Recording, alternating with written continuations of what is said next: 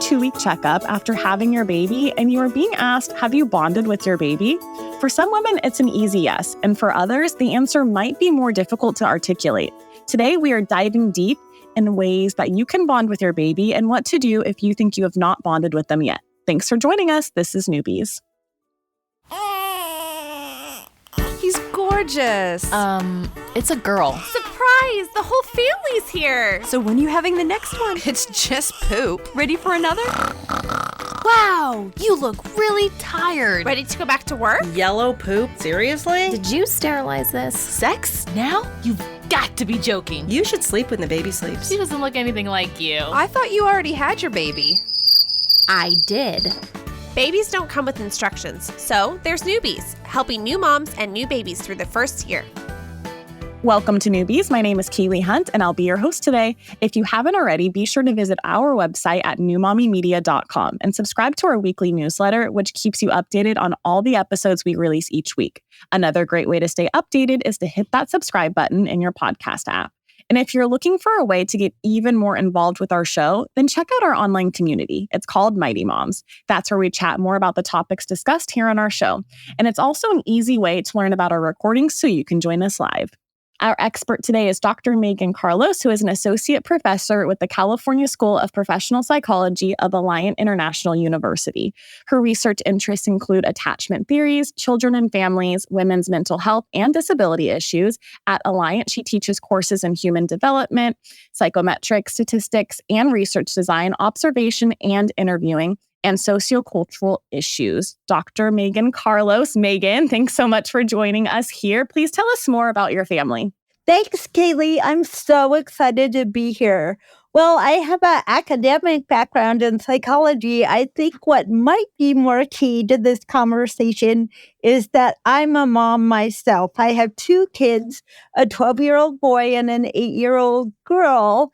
And despite my background in attachment theory, I've had to figure out what all that academic information means for how I actually bond and connect with my own kids. I love that. And I love that you have such a good background, and then you obviously are a professor and you teach. And so you can incorporate, your learnings with your kids and also helping other new moms. So thanks for being here. Of course. Yay. I will also be chiming in on my experience bonding with my daughter and the difficult transition of taking care of a newborn and yourself at the same time. But first, let's take a quick break.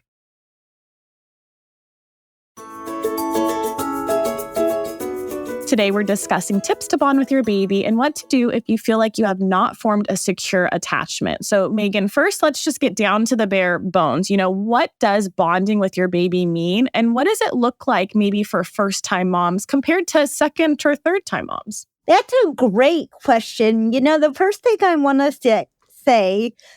thing I want to say is that there is no one way to bond with your baby. The process is going to look different and feel different for different moms. Bonding is about feeling emotionally connected to your little one, and moms need to figure out what factors will help facilitate that process for themselves. And so I love that you said it looks different for every mom. So I guess my follow-up is, how will a mom know that she has bonded with a baby? And I'm even pulling from my own experience. I vividly remember for me, it was the 6-week checkup. At the 6-week checkup, my OB checkup, my OB was like, so have you bonded with your baby? And that question really took me back because I just didn't know how to answer. Like, obviously, I love my daughter and I think we're doing everything we can. But I didn't know what it meant exactly to bond with my baby. Can you elaborate a little bit? Sure. The way I answer this question is that it's sort of an intuitive sense. Do you feel connected? Do you feel emotionally close to your child? Or do you feel like there is a sort of hurdle in getting that emotional closeness with your baby? And I would say moms really need to listen to their intuition about their connection with their baby. Being a new mom, especially a first-time mom, there might be other maternal figures in your life or other supports, like your own mother or your mother-in-law, who might come in and sort of make comments about your mothering or your connection with your baby. And what I would tell women is, does that like resonate with you? And if that doesn't resonate with you, that's okay. Listen to your own intuition. It won't guide you astray. That is great advice. And I really appreciate you bringing in exactly with the mother-in-law, what she might have done might be a little bit different than what you want to do, or even your own mother. For example, I chose to breastfeed my daughter and my mother didn't, and so she was no help, which is okay for when it came to my breastfeeding questions and how I was bonding with my daughter in that aspect. But then, she was helpful when it came to swaddling a baby and burping a baby, so I love that, trusting your gut and your intuition is definitely key when it comes to bonding with your own baby. So what happens if a mom doesn't bond with their baby right away? I'll give you a scenario. You hear of a mother who, is at her 4-week checkup with her baby and she's being asked this question. She says, I don't know. I don't think I am. I guess the follow-up question is what happens when that mom feels like she hasn't bonded? So the first thing I want to say is that's okay. I think there's a lot in the media where we want to put our red flags out, or where we want to put sort of the red flag up. Like, oh no, there's something wrong with me that I haven't bonded with my baby and I'm not doing this motherhood thing correctly. And I want to remind moms that there are lots of factors that may influence the initial bond you have with your little one, including how you're doing physically after birth, how difficult the birth has been, as well as how your baby is doing physically after birth. We know that sometimes babies need to go to the NICU following their birth. And that happened with my daughter, actually. And so when sort of things don't go exactly as we planned or as we hoped in a birth, we need to think about how we can foster bonding with our baby in the case of separation or medical challenges. And one thing to keep in mind is that having time with your baby, holding your baby, feeding your baby, cuddling with your baby, looking into their eyes is going to facilitate bonding, whether it happens in the few moments after the baby is born or whether it happens a day, 2 days, 3 days later in the NICU. That is so important. And I think you literally hit the nail on the head. On social media, whether it's Instagram, Facebook, TikTok, there is a huge movement of skin to skin right after birth. And for so many women, one of my close friends included, that's just not a reality, especially if they have a hard labor and delivery, or, in your case, if baby needs to be taken to the NICU, if they've had a C-section, and baby's vitals need to be checked pretty immediately. And so I love that, getting skin to skin is important, yes, but it doesn't have to be, the second they, come out. It could be, a few seconds, minutes, and in some cases, it's even hours later. You spoke a little bit about your experience with your daughter in the NICU. Could you just elaborate a little bit more about how, you bonded with your daughter and the transition of, having her go to the NICU and then maybe having her be with you full time and being, graduated from the NICU? Sure, of course. And I actually think my experience with my daughter is a great example of how things don't go how we expect. So when I was pregnant with my daughter, we had a mismatch in blood antigen type. And that was identified when I was pregnant, but all the testing showed that she was fine, she was healthy, and that it wasn't going to be an issue. And then when she was born, she was really pale and very anemic and needed to go to the NICU immediately to have a blood transfusion and treatment for that. And because I had an older preschool child at home, I actually had a cold when my daughter was born. So what that meant is I could not go see her in the NICU because I could endanger other babies in the NICU with my symptoms. So it was actually 48 hours before I could go up to the NICU to even see her. And so my academic mind sort of kicked in as my coping mechanism. And when I finally got to go up, I really had to think about, okay, I didn't get the birth I wanted, sort of, what am I going to do now? Like, how do I want to think about bonding with her and sort of being able to be with her, even though I missed this 48-hour window?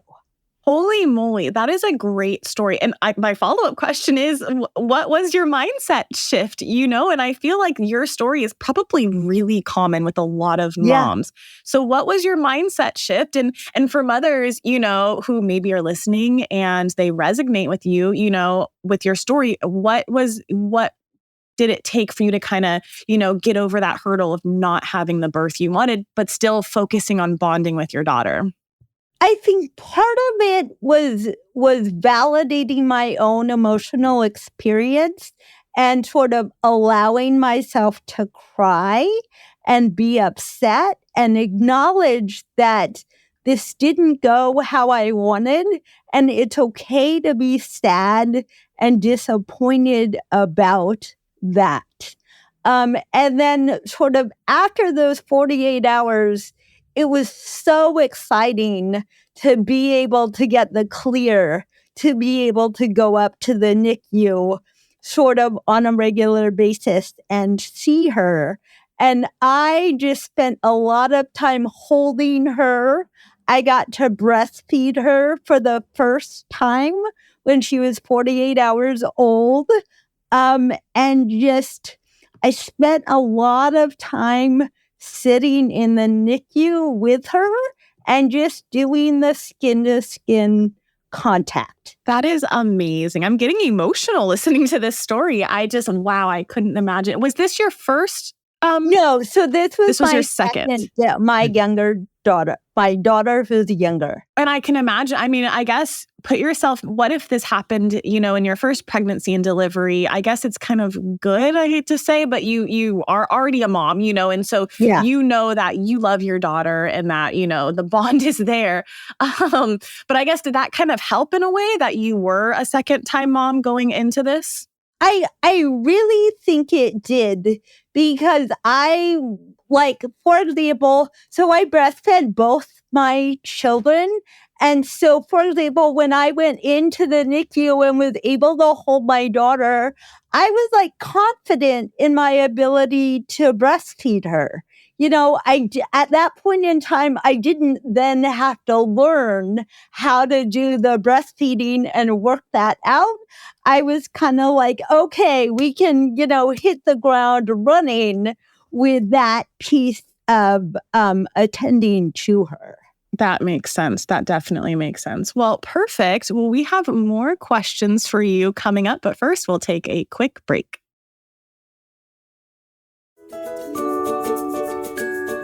Welcome back. We are continuing our conversation about bonding with your baby and secure attachment with Dr. Megan Carlos. Megan, question right back over to you. I want to know the difference between, in forming a secure attachment and how that might be considered different with bonding with baby. Is it the same thing? Is it different? And how important is it having a secure attachment?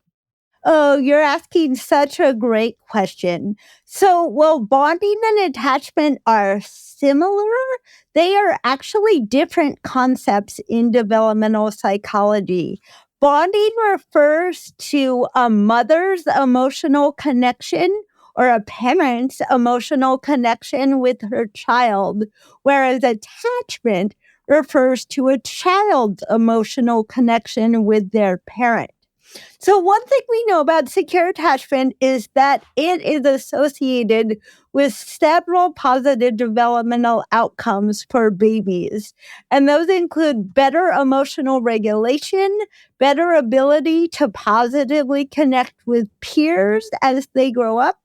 And secure attachment is also a protective factor from mental health difficulties. So secure attachment is a pattern of connection that, of course, we want to foster in our children. However, here's what I really want to emphasize, and I think this is super important. Secure attachment doesn't develop overnight. And the same thing is true for bonding. It's not like there's a narrow window, and if you miss it, like, you're in trouble. Secure attachment develops over the first year of life. And one thing I like to say is, if you're a parent, for the mamas listening or the parents listening, think about the thousands of interactions you have with your baby over that first year of life. And really, that is thousands of opportunities to foster a positive attachment. What that also means is you don't have to get it right 100% of the time. Because as moms, as parents, we are still human. We're tired. We're stressed. We're in a potentially hormonal flux as we are recovering from giving birth. And we can't be on 100% of the time. But if we're, there fostering that security most of the time, that's what matters over the first year of life. I love that you said we don't have to get it right 100% of the time. And drawing on my experience of having a newborn, I remember I just changed her diaper, right? That she's like 2-3 weeks old, and I just changed the diaper. And she's still crying, and maybe I changed it 3 minutes ago and she's crying. And I'm like, well, are you hungry? No, not hungry. I'm bouncing. Are you sleepy? After 20 minutes of bouncing, she's still just irritable and fussy. No, she just had another pee-pee diaper. You know what I mean?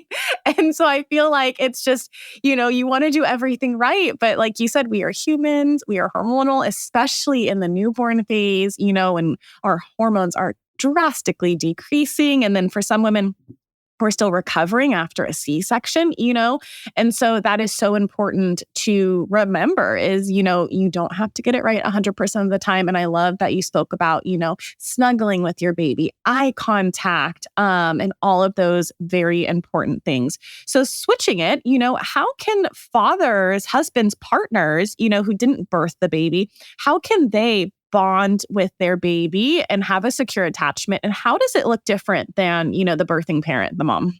So I think how fathers or partners bond with their baby, I think there's a large variability in how bonding happens. There's not one narrow way to bond. So dads, may walk around holding the baby. Dads may also sing or play music for the baby. Dads may, take baby for a walk. And for moms or birthing parents, your partner may have a different way of bonding and connecting with baby, and that's okay if it's not the same as you. There are different patterns in how different people are going to connect with a newborn. Definitely. And then the newborn phases and the days, I feel like looking back now, it really is a blur. It just kind of goes by and it's a lot of laying around from what I remember. Again, I'm just talking about just having one baby. I'm sure if you had a toddler and a newborn, it's a different story. Yeah, but for me, it was just a lot of laying around. And I specifically remember, because I breastfed my daughter as well, that I was nursing her around the clock, which I wanted to do. I was fighting to do. That was that was my mental road that I took. And I remember every time after I finished nursing her, I would hand her off to my husband and he would burp her. And so that was his kind of way to, be included, try and form some sort of like attachment. And now it's dad's turn to burp you and rock you or bounce you if you are sleepy. And so that was just, a quick tip for moms that's how, we incorporated my husband into the picture for bonding. And it did look different. And maybe, like I mentioned later, if, we go on to have more kids, it's probably going to look different with a toddler running around. But in the early days, it was a lot of laying around and, sitting on the couch or in bed and passing, my daughter back and forth, which is very fun. And I can see why so many women like the newborn phase, because it is really a slow time, or it can be a slow time to really just bond with baby, bond with family, and expand. And so where should moms go? Let's say they're listening to this episode or they have a friend who's reached out and they're like, hey, I don't know if I'm bonding with my baby. What would be your advice? Where can, women go if they are having trouble with their baby? That's such a great question. And I think the first thing I want to say is if a mom feels she is having trouble bonding, to not get into a self-critical or pessimistic mindset, to not go down the, oh no, this is terrible, what's wrong with me, and to sort of take a deep breath and be like, okay, I'm not the first mom who has been down this path, and there are supports out there for me. One of the first things I want to ask a mom who might be struggling with bonding is I want to ask about sleep. And are you getting sufficient sleep? Because at some point, if mamas are just not getting good sleep, that is really going to affect their ability to function and bond with their baby. And I want to encourage mamas,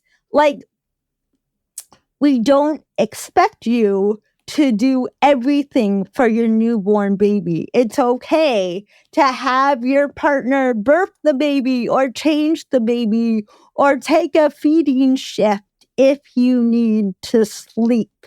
So just acknowledge that often moms who are struggling are also really struggling with sleep, and we need to bring in support so that moms can sleep. Sort of beyond that, I would encourage moms to reach out to their OBGYN or to a mental health professional, and therapy or other supports are available to assist with difficulty bonding with your baby. I also think being a part of a new moms group or a moms with newborns group can provide a lot of validation and allow connection with women who might be struggling with similar issues. Most definitely. You have just said so many important key points, not only about sleep. I mean, sleep is huge, and not every baby sleeps throughout the night. Not every baby sleeps at all at night, from my understanding of talking to so many moms. And then, you throw in maybe your baby is colicky, or maybe they have reflux, and so there's so many things that can contribute to breaking up a new mom's sleep, but also, throwing in, postpartum anxiety, postpartum depression, which could be contributing to sleep difficulties. And then you talked about, asking for help. That was a big one for me. And I'm a military wife. And so it was just me and my husband. we were an ocean away from our family. We were in Hawaii.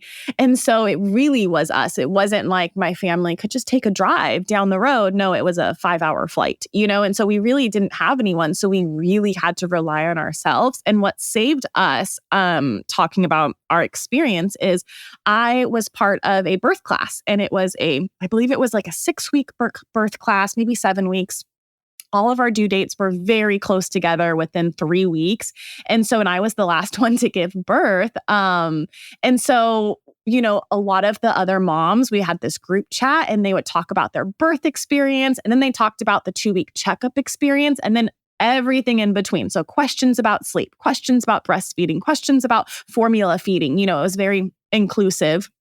We on totally different topics.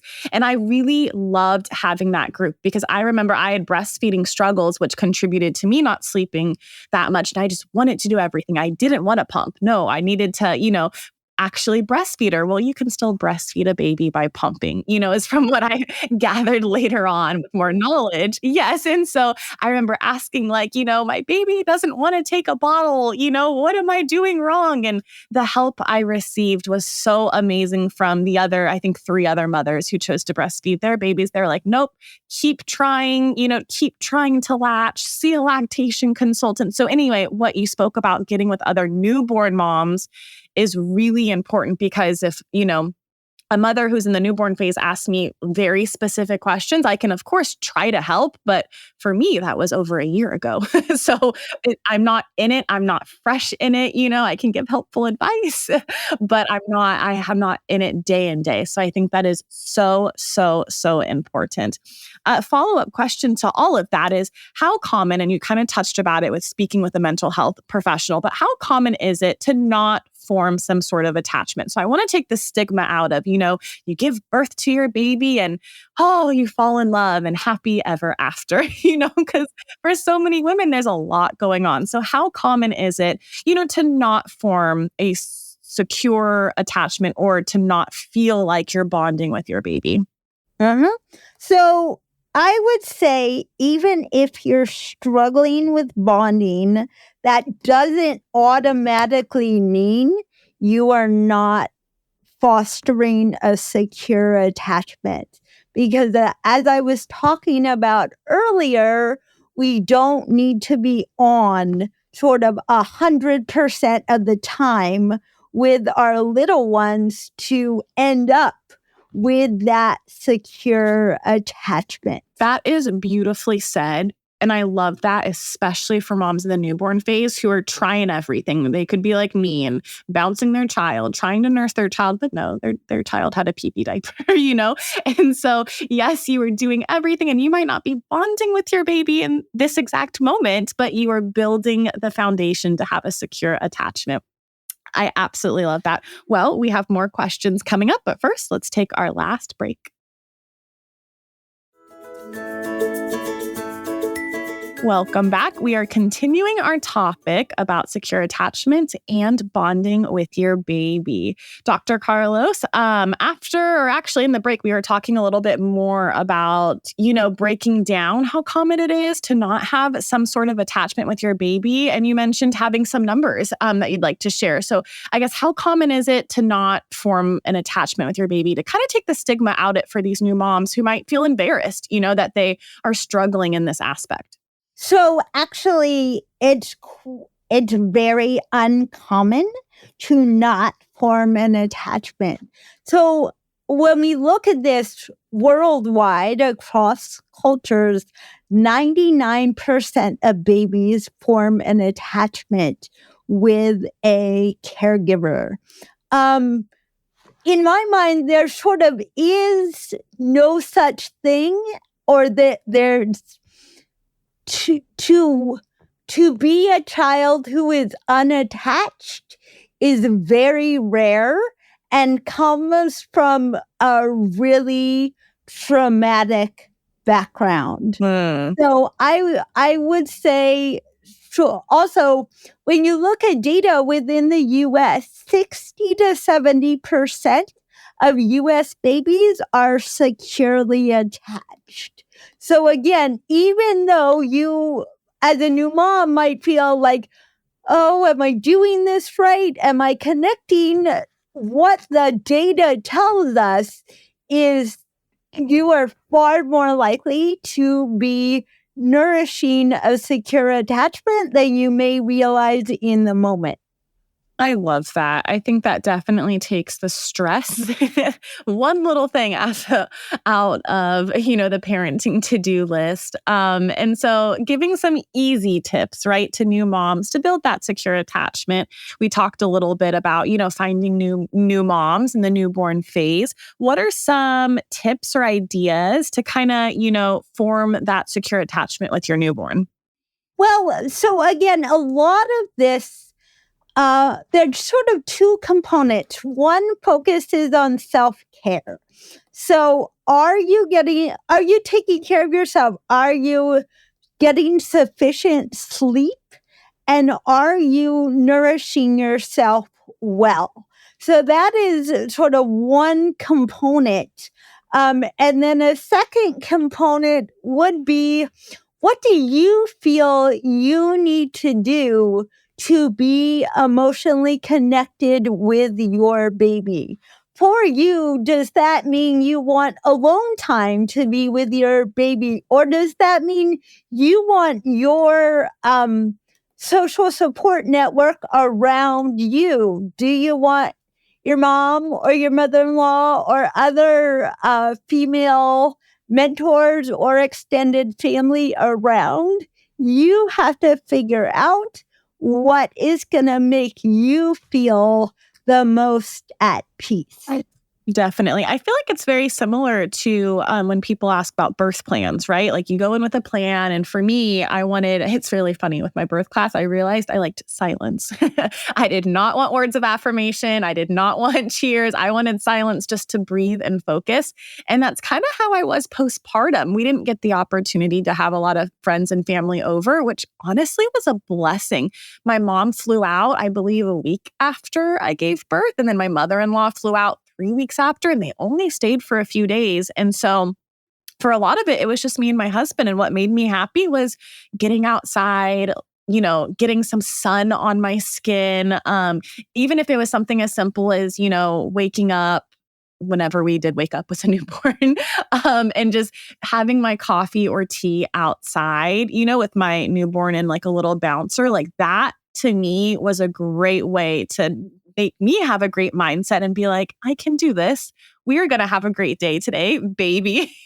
We're going to bond and do all the things we can, to grow happy and healthy. And so I think, like you said, taking care of mom is so important, and that looks different compared to everyone. Now, one of my girlfriends, she had a whole lot of family members and visitors helping her with her baby, but it was her second child and she needed the help with her toddler, where me, I didn't really need that. And so it was all just different. And I think that is okay, especially in the early days.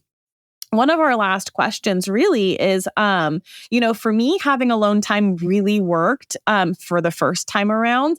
How can it also work the opposite? What have you seen when women, first-time moms, second-time moms, want that family support, want the mother-in-law there, their sister there, their sister-in-law, whatever it may be, how can that be beneficial? And also at the same time, still be building that, secure attachment. Totally. I mean, if we think about this from more of an evolutionary perspective, humans are a very social, we're social creatures. And historically, we raised children more in community where we had extended family and community to help sort of help a new mom negotiate these tasks.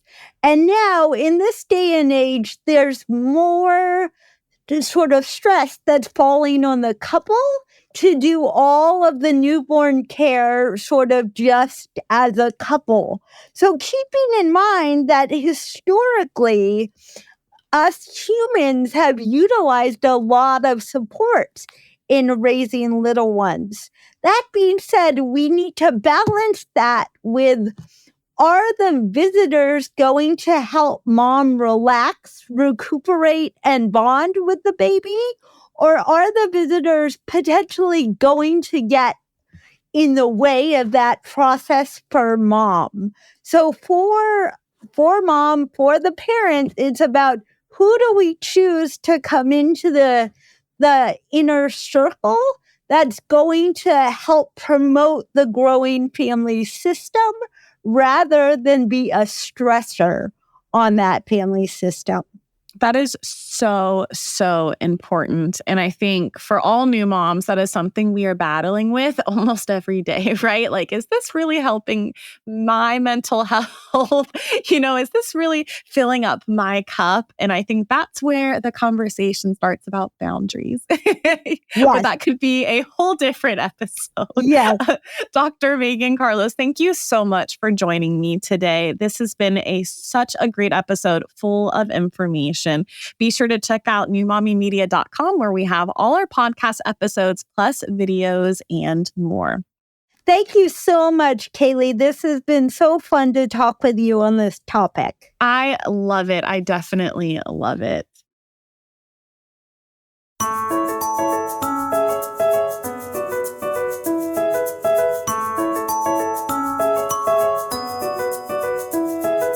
That wraps up our show for today. Thanks for listening. If you love newbies as much as we do, please consider checking out the amazing businesses that sponsor our show week after week.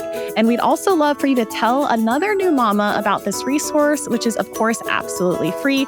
And if you want to check out some of the other podcasts we produce, such as Preggy Pals, Parent Savers, The Boob Group, and Twin Talks, then visit our website at newmommymedia.com. And don't forget to follow us on Instagram for more information, giveaways, and more. Our handle is at newmommymedia.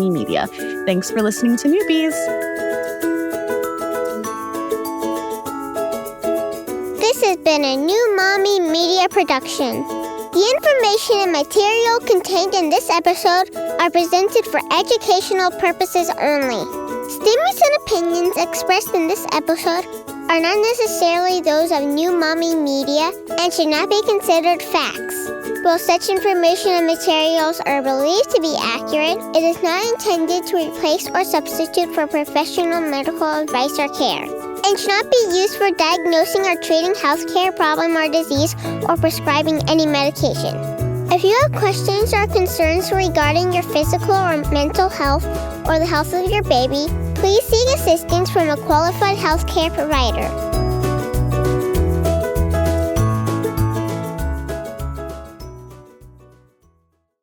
Hey mamas, don't forget to check out Mighty Moms. It's our online community built for new moms just like you. Not only can you connect with other moms, but you can also join us backstage for special mom-only online events. And you'll also be notified when we're recording so you can join us as a special guest. Visit our website, newmommymedia.com, and click on the Mighty Moms banner. It's free. That's newmommymedia.com. See you there.